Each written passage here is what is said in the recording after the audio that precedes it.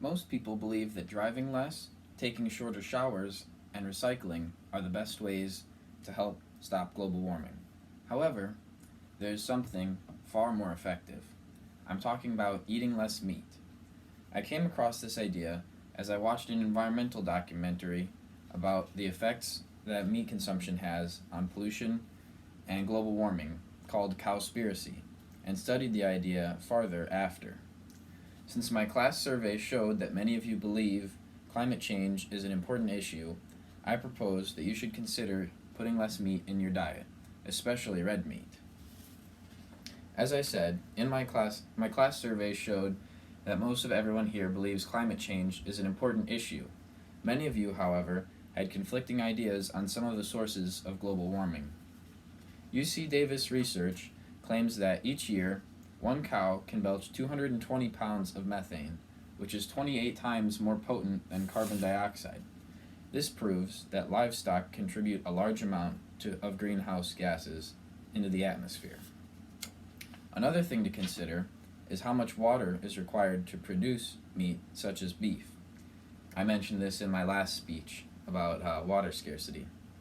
When thinking about the amount of water that cattle consume, we must consider the following: the amount of water a cow drinks, the amount of plants which the cow needs to eat and are grown with water that the cow consumes, and the amount of water that is used when processing either the meat or the dairy.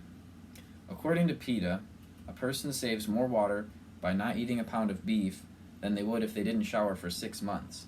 And that's a pretty crazy fact when you think about it, because 6 months of showering is a very long time compared to like one big burger or one steak that you eat.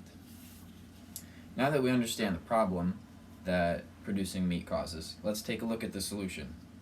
Reducing the amount of meat that you eat in almost any amount will reduce the harm that you inflict on the planet. It would obviously be ridiculous of me to ask everyone to stop eating all meat. I don't even believe that I could cut all meat out of my diet because I like some of it so much. However, beef is by far the most unhealthy meat for the environment. According to The Upside, a nutrition organization, each pound of beef equals about 57 pounds of CO2.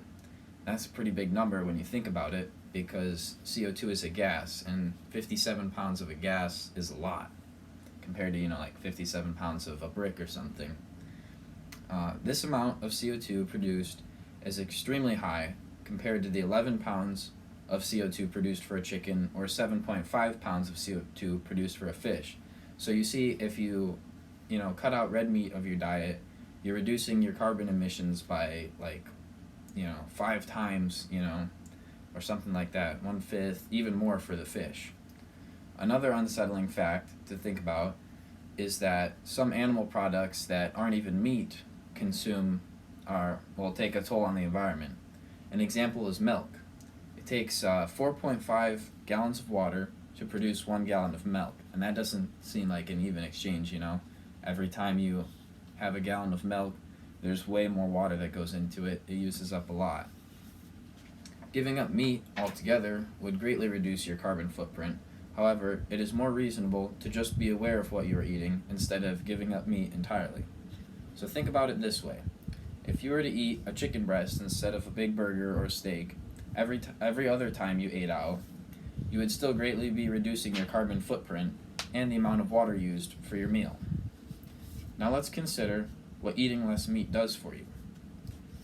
Eating less meat will be good for you in many ways. You'll be feeling healthier when you eat less meat, more energetic, especially if you can cut things out like beef and switch to eating mostly chicken and fish.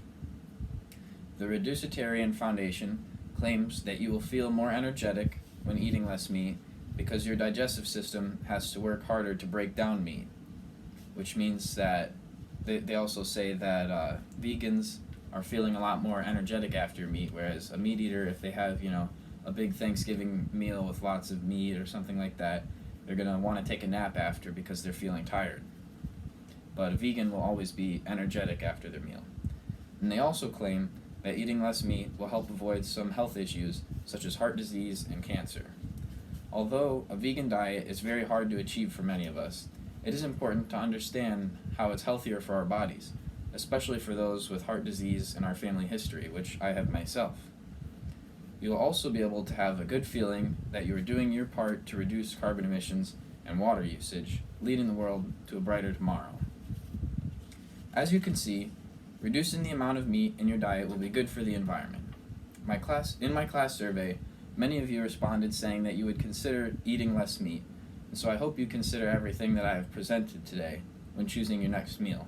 And remember, every burger you don't eat saves the atmosphere from many pounds of CO2. And we all want to do our part to reduce the effects of climate change and global warming. That's why I urge you to consider eating less meat. Now remember to do your part and help save the environment. Thank you for watching. If you have any questions, please let me know. Thank you.